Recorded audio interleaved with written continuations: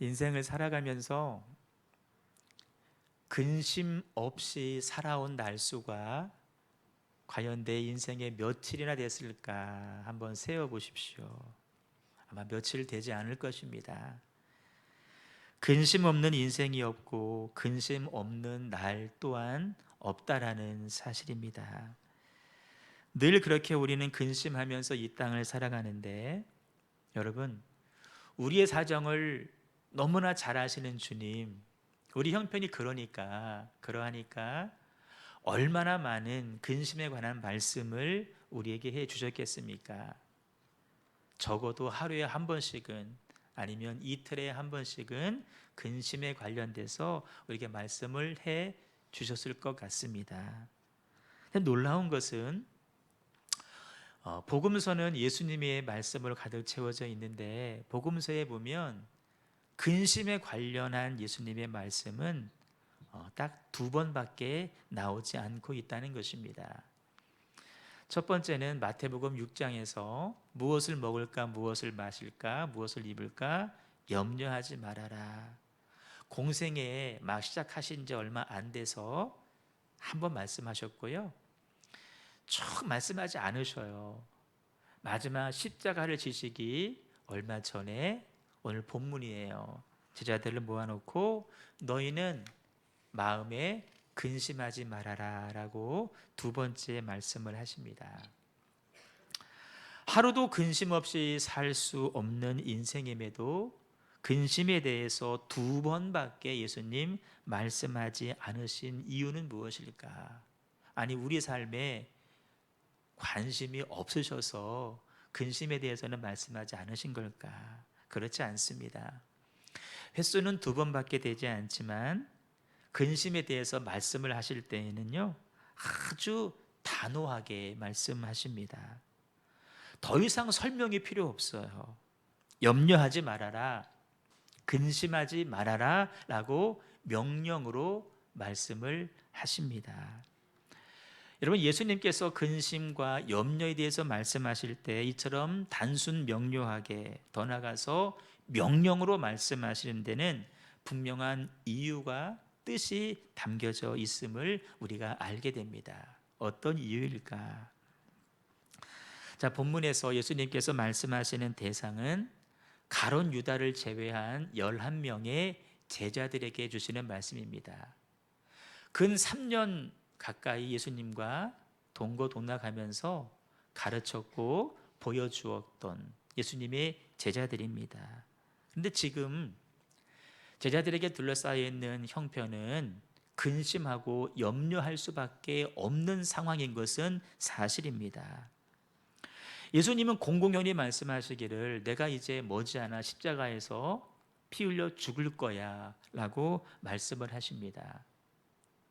그 말씀을 듣고 같이 예루살렘에 들어왔는데 정말 예수님 말씀하신 것처럼 그렇게 분위기가 흘러가고 있습니다. 점점점 나아지면 좋겠는데 그 분위기가 예수님을 죽음으로 몰아가고 있습니다. 제자들의 근심은 크게 세 가지인데, 첫째는 말씀드린 대로 예수님의 운명입니다. 주님이 돌아가시면 어떡하지? 헤어지는 거니까, 다시는 보지 못하니까 제자들 마음에 근심이 가득하고, 또 거기에 맞물려서 예수님을 따라가면 소위 세상적인 부귀 영화도 누릴 수 있겠다 싶어서 배와 그물을 버리고 가정도 뒤로 하고 주님을 따라왔는데, 저 예수님이 돌아가시면 우리는 뭐가 되는 거야? 앞으로 뭐 먹고 살아야 돼? 걱정하지 않을 수가 없습니다. 궁극적으로는 이제 예수님을 죽이는 저 사람들이 우리도 어느 정도 알려졌는데, 예수님 죽이고 난 다음에는 이제는 그 다음에 우리를 죽이려고 할 거야.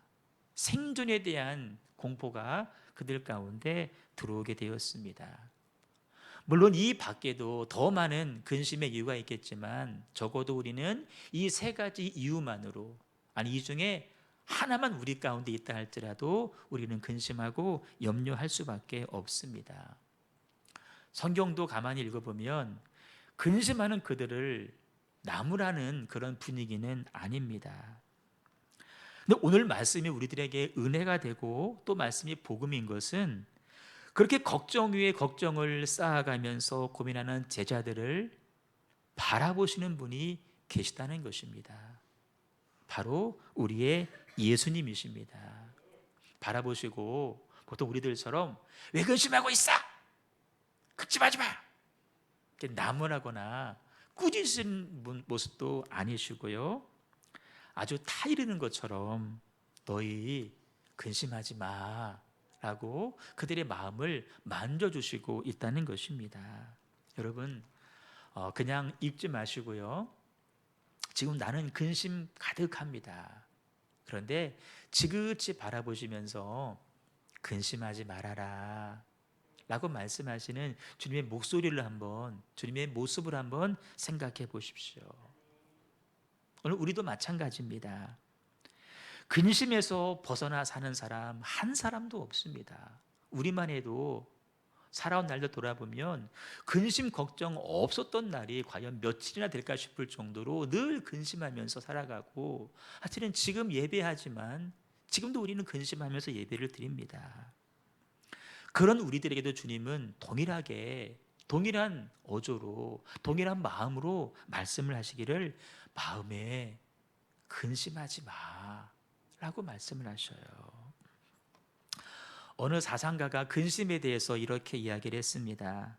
가벼운 근심은 말이 많고 무거운 근심은 말이 적다 그랬습니다. 정말이죠. 진짜 근심이 깊은 사람은 말이 없습니다. 어떤 면에서는 겉으로 볼 때 아무런 근심거리 없는 사람처럼 보일 정도로 말이 없어요. 하지만 말이 없고 티가 잘 나지 않는다고 해서 그 사람 속에 근심이 없는 것이 아닙니다. 오히려 말이 없어서 그 속에 더 근심거리를 안고 살아가는데, 우리 주변에도 교회 안에도 그런 분들이 더러 계십니다. 여러분들은 어떤 근심을 하며 살아가십니까? 대부분의 사람들은 공통적으로 이런 근심거리를 가지고 계십니다. 주로 사랑하는 사람들 때문에 오는 근심 걱정인데, 특별히 우리 자녀들, 내가 돌봐야 될 우리 자녀들 때문에 우리는 염려하게 됩니다. 내가 기대하는 삶의 모습은 이런 모습일진데, 우리 아이들이 이렇게 잘 자랐으면 좋겠는데 내 기대하는 모습과 점점점 다른 모습으로 그들이 살아가는 모습을 바라볼 때 부모된 자로서 근심하지 않을 수가 없습니다. 또 심하게 하고 좀 혼을 내면은 그 관계가 또 나빠질까 봐 큰 소리도 치지 못하고 그저 마음으로 안타까움만 쌓여갔죠. 자녀들의 앞길이 열리지 않을 때에도 부모들은 근심을 합니다. 자녀들과 얽히게 되는 다양한 주변 관계들 때문에도 우리는 근심하게 됩니다. 아이들이 품 안에 있을 때는 큰 근심이 없지만 이제 학교에 가서 새로운 친구들을 사귈 때, 자녀의 관계가 넓어질 때, 폭이 넓어질 때 부모는 그것이 또 걱정거리예요. 어떤 사람을 사귀는지, 어떤 친구를 만나는지. 이제 크면은 이제 연애도 할 텐데 도대체 이상한 사람, 못된 사람 만나는 것 아닌가. 결혼을 해도 잘 살면 좋겠는데 행여 그렇지 못한 소식을 들으면 부모님들은 또 마음이 염려를 하게 되죠. 어디 자녀의 일만 그렇습니까? 사랑하는 사람이 갑자기 세상을 떠나게 될 때, 혹은 그럴 예정 가운데 있을 때 우리는 마음의 저미는 고통을 겪습니다. 나이가 들면 들수록 병원에 가는 횟수들이 많아지는데, 병원에 가면 많은 환자들을 바라보게 되죠. 그들을 바라보면서 저들의 일이 곧 나의 일일 수도 있겠다 싶은 마음 때문에 우리는 또 염려하게 됩니다. 여러분, 바로 그것이 우리 인생의 현 주소일진데, 그럼에도 불구하고 성경은 말씀하기를 염려하지 말라라고 부드럽지만 예수님 단호하게 명령으로 말씀을 하십니다. 근심하는 제자들을 나무라지 않으시고 그들을 이해하시고 그들의 고통을 싸매주신 예수님께서 그와 동일하게 우리들에게도 말씀을 걸어오고 계십니다. 왜 염려하고 있니? 염려하지 말자. 염려하지 말아라 라고 말씀하십니다. 여러분, 우리가 할 일은 예수님 제자들에게 그렇게 하셨어요. 우리들에게도 그렇게 하셔요. 동일한 마음이셔요. 나무라지 않으셔요. 꾸짖지 않으셔요. 큰 소리치지 않으셔요. 여전히 애절한 마음을 가지고 염려하지 말라고 말씀하시는 그 주님을 우리는 의지해야만 합니다. 예수님은 우리를 다 이해하고 계십니다. 이해하는 데서 멈추시는 것이 아니라 근심에서 우리를 벗어날 수 있도록 우리를 실제적으로 도와주시고 계십니다. 우리의 영혼이 자유한 영혼이 될 수 있도록 우리의 삶을 인도하시는 예수님을 우리는 의지하셔야 됩니다. 예수님 주시는 처방전이 있습니다. 두 가지인데 오전에 한 가지, 오후에 한 가지 받을 터인데 첫 번째 예수님의 처방전은 믿음을 말씀하십니다. 마음에 근심하지 말고 하나님을 믿으니 나를 믿어라 라고 말씀하셔요. 여러분, 여기서 말하는 믿음은 무엇일까요? 제자들이 예수님을 안 믿는다는 말일까요? 우리가 예수님을 안 믿나요? 예수님 말씀하시는 믿음은 도대체 어떤 믿음일까요? 다시 1절 보시면 하나님을 믿으니 또 나를 믿어라. 여러분, 이게 무슨 말일까요? 제자들에게 주신 말씀이에요. 너희들 하나님 믿지? 그것처럼 나를 믿어 라는 말씀이에요. 당시 예수님의 제자들은 예수님 오시기 전부터 있었던 유대인들이 믿던 종교, 유대교를 믿던 사람들입니다. 유대교는 지금도 그렇지만 하나님에 대해서는요, 얼마나 철저하게 믿는지 모릅니다. 하나님을 전능하신 분으로, 어쩌면 우리 가운데 믿지 못하는 분 계실지 모르지만 유대인들은 하나님은 천지 만물을 창조하신 분이시고 공의로우신 분이시고 온 땅에 충만하신 분이시더라고 우리보다 더 분명하게 하나님을 향해서 믿고 있습니다. 그런데 제자들 역시도 유대교를 믿다가 주님을 따라왔기 때문에 하나님을 믿기는 믿지만 자기 눈앞에 보이는 예수님이 하나님이라고 하는 사실을 믿지는 못하고 있습니다. 대신 이렇게 믿고 있어요. 예수님을 내 앞에 보이는 능력 있는 분으로 믿습니다. 그냥 나와 우리와 동행하시는 분이시고 우리가 봐왔던 것처럼 오병이어를 통해서 5,000명 먹이신 분, 정말 신기하게도 무리를 걸으시는 분, 귀신을 쫓아내시는 분, 질병을 고치시는 분, 심지어는 죽은 사람도 살리신 분으로 믿고 있습니다. 그런데 그 예수님이 자꾸 말씀하시기를 나 이제 죽을 거야 라고 말씀하시니까 그걸로 다 끝이겠구나. 예수님 말씀하시는 부활에 대해서, 부활 이후 승천하시고 난 다음에 장차 영으로 임하신 예수님께서 여전히 우리와 함께 하실 것이다 라고까지는 믿지를 못하는 거예요. 믿기는 믿는데 반쪽짜리 믿음입니다. 예수님 제자 중에 빌립이라고 하는 사람이 있는데 묻습니다. 그 아버지를 한번 우리들에게 보여주세요라고 얘기하는 거예요. 예수님 당신이 하나님과 같은 분이라는 사실을 우리는 믿지 못하겠다는 거예요. 보여달라는 거예요. 주님 말씀하십니다. 나를 본 자가 아버지를 본 거야. 동일하다라고 자꾸 말씀을 하시는 거죠. 이해가 되십니까? 우리는 하나님 믿죠. 예수님도 믿죠. 그런데 제자들은 지금 예수님을 믿기는 믿는데 그분이 내 눈앞에 있을 때는 믿겠지만 돌아가시고 나면 그걸로 끝이라고 생각하고 있습니다. 그래 자꾸 십자가 죽음을 말씀하시니까 이들은 두려워하는 거예요. 겁을 내는 거예요. 우리에게 적용해 보세요. 여러분, 내 눈에 예수님 보이지 않지만 우리 삶 가운데 무슨 죽은 사람을 살리시고 내가 무리를 걸은 적이 없지만, 그러나 그 예수님은 지금도 나와 함께 하시며 동행하시며 우리 삶을 인도해 가시는 예수님이라는 것입니다. 너 그걸 믿으라는 거예요. 그거 믿으면 이 땅에서 두려움 없이 근심 없이 살아갈 수가 있다는 것입니다.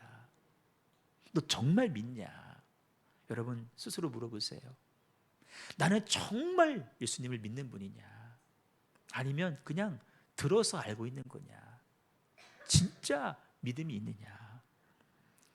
그것을 믿으면 내가 한 일을 너희도, 아니 더 큰 일도 하게 될 거라고 예수님께서 말씀을 하십니다. 여러분, 우리 마음이 내 눈앞에 있는 문제들, 나를 둘러싼 상황들, 근심하게 만드는 그 제목들, 그 이유들, 그것들 가운데 내가 고통받지 않고 살기 위해서는 여전히 하나님은 나와 동행하시는 하나님이시다.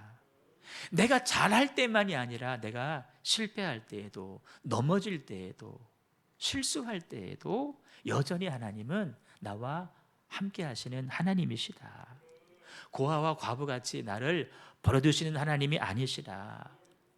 이 세상에 나 한 사람밖에 없는 것처럼 나를 사랑하시는 하나님이시다. 손바닥에다가 새긴 것처럼 나를 주목하시고 나를 세밀하게 돌보시는 그분이 바로 나의 주님이시다. 여러분, 이거를 믿으면, 여러분 아까 그랬죠? 자녀의 일로 인해서 대부분 사람들이 염려합니다. 좀 이렇게 했으면 좋겠는데 왜 자꾸만 딴 길로만 가려고 하는지, 여러분 참 염려거리입니다. 하지만 여러분, 지금의 모습이 여러분 결론이 아니라는 겁니다. 지금이 끝이 아니에요. 지금은 비록 문제거리고 염려거리 맞아요. 안개에 가득 두려워져 있어요. 하지만 다 내어 맡기면 여러분 근심이 사라지게 돼요. 나중에 가보세요. 그 자리에 하나님 창조하신 창조의 빛이 비춰져서 그들을 조명하실 것이고 그들의 삶을 인도해 가실 것입니다. 괜히 내가 해결도 못하는 그 염려거리 붙들고 있지 마시고 하나님께서 늘 나와 동행하신 것처럼 우리 자녀들과 함께 동행하시면서 그들의 삶을 인도해 가실 것이다. 이 믿음 꼭 소유할 수 있기를 주님의 이름으로 축복합니다. 그래도 여러분 믿지 못하는 제자들의 모습을 바라보시면서 주님 말씀하십니다. 너희들 표정 보니까 못 믿겠다는 표정이다. 나의 부활 못 믿는 표정이야. 그러면 너희들 내가 너희들에게 행했던 그 일을 한번 기억해 봐라. 내가 3년간 동행하면서 너희에게 무슨 일을 했는지 그거는 기억하지 않겠니? 그거 한번 기억해 봐라. 어떤 일 했어? 내가 병자를 고쳤어. 귀신을 쫓았어. 무리를 걸었어. 내가 죽은 사람을 살렸어. 이거 사람이 할 수 있는 일인 것 같아? 아니야. 하나님 아니면 못하는 일이야. 내가 그거 했잖냐. 내가 곧 하나님이야. 너희들에게 행한 나의 일을 한번 기억해 봐. 그러면 너희들 믿을 수 있을 거야. 여러분, 우리도 마찬가지입니다. 우리 삶을 쭉 돌아보시면서 수많은 어려움, 위기 다 있었을 것입니다. 저만 해도 이제 끝났구나. 이제 안 되는구나. 그런데 여러분 어떻게 했어요? 돌아보면 이기고 여기까지 왔잖아요. 우리 힘으로 했나요? 아니에요. 주님께서 해주신 거예요. 그거 기억해라. 그거 기억하면 하나님이 과거만 해주시고 지금만 하시고 앞으로는 안 해주실 것이냐? 아니라는 거예요. 앞으로도 너희 삶을 인도해 가실 것이고 지켜주실 것이고 자녀들도 마찬가지고 우리의 건강도 마찬가지고 우리의 하는 사업도 마찬가지고 우리의 교회도 마찬가지고 하나님께서 인도해 가실 것이다. 이 믿음이 있으면 여러분 우리 지금 쓸데없는 염려하지 않을 수도 있습니다. 주님은 너희들에게 있는 염려 내가 지금 당장 없애줄게 라고 말씀하지 않으십니다. 있어요. 여전히 두려워요. 두렵지만 두려워하지 않고 살 수가 있다는 것입니다. 염려거리 있지만 염려하지 않고 오늘을 살아갈 수가 있다는 것입니다. 베드로 사도가 이야기합니다. 너희 염려를 다 주께 맡겨라 라는 거예요. 솔직히 말해서 염치는 없습니다. 염치는 없지만 우리의 그 염려, 우리의 생각과 우리 감정과 우리가 의지 속에 남아있는 그 염려거리들, 염려하는 사람은 자면서도 염려를 합니다. 자면서도 염려해요. 밥을 먹으면서도 염려를 합니다. 뭐 좋은 걸 한번 누리지를 못합니다. 늘 염려해요. 염치 없지만 그 염려거리 내가 가지고 있지 말고, 여러분 교회 나와 예배드리니 여러분 옆에 놓고 가세요. 십자가 앞에 내어 던지고 가세요. 안 믿어지겠다고 한다면 여태까지 하나님께 그렇게 해 오셨어요. 앞으로도 그렇게 해 가실 것이다 믿으시고, 아무것도 염려하지 말라는 말씀은 양자택일입니다. 너 지금 염려하고 살래? 아니면 나한테 맡기고 자유하게 살래? 선택은 네 자유야. 네가 알아서 선택을 해. 너 지금 그 자리에서 계속 울고만 있을래? 아니면 나를 믿을래? 주님의 요구사항이에요. 선택은 우리가 하는 것입니다.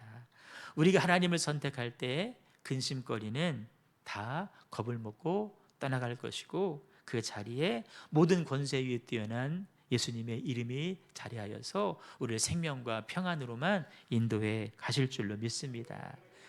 여러분, 염려는 상황의 문제가 아니라 우리가 보여줘야 될 믿음의 문제입니다.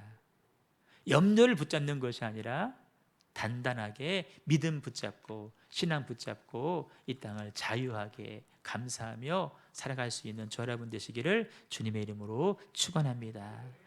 우리 찬양 드리겠습니다. 아무것도 염려하지 말라라는 말씀입니다. 정말 염려하지 않고 살아갈 수 있을까? 가능합니다. 주 앞에 내어 맡기는 것입니다. 자녀의 일도 건강의 일도 다 주 앞에 내어 맡겼으면 좋겠습니다. 여러분 표정 속에서 정말 자유한 표정 우리 서로 바라볼 수 있었으면 좋겠습니다. 근심거리 십자가 앞에 내어 던지십시오. 주님 말씀을 붙잡으세요. 염려하지 말아라. 근심하지 말아라. 찬양 가운데 그 염려거리들이 다 주 앞으로 옮겨지는 은혜가 있기를 원합니다. 그러니까 간절한 마음으로 찬양하겠습니다.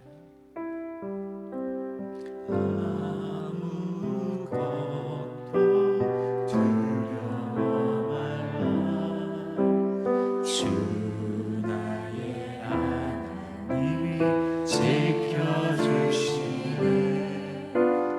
놀라지 마라. 겁내지 마라. 주님 나를 지켜주시네. 다시 한번 아무것도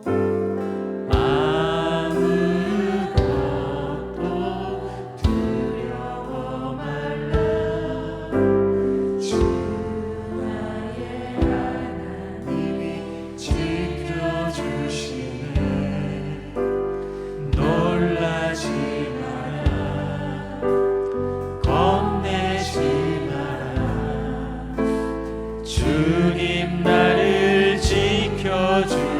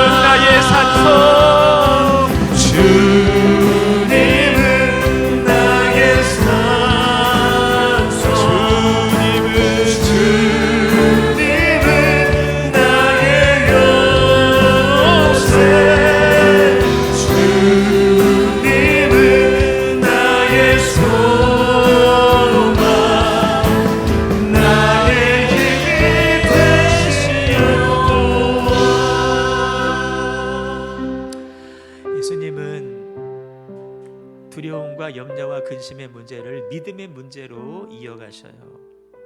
없다는 게 아니에요. 있어요. 근심거리 있지만 믿음 가지면 그거 아무것도 아니라는 거예요.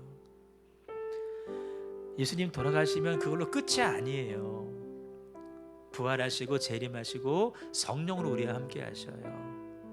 여러분, 우리 예수님, 우리 인생도 마찬가지입니다. 내가 실패했다고 끝 아닙니다.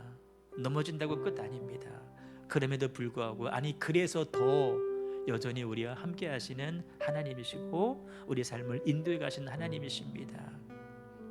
과거도 그렇게 이끌어 오셨고 지금도 그렇게 인도해 가시고 앞으로도 그렇게 인도해 가실 것입니다. 여러분, 자녀의 일로, 부모의 일로, 건강의 일로, 또 사업의 문제로 여러분 아파하지 마시고요. 근심거리들 이끌랑 다 십자가 앞에 내어 맡기십시오. 그럴 때 주님께서 일하기 시작하실 것입니다. 다시 한번 우리들의 믿음이 점검되어지고 믿음이 새로워지는 그런 연말이 되었으면 좋겠습니다. 되게 사람들이 연말이 되면 마음이 부산해져요. 더 염려하게 돼요. 그러지 말고요, 더 단단하게 주님 부여 붙잡는 믿음 더하여 달라고 주 앞에 간절히 기도했으면 좋겠습니다. 우리 마음을 다해서 애절한 마음을 가지고 합심하여서 주님의 이름 크게 부르짖고 기도하겠습니다. 주여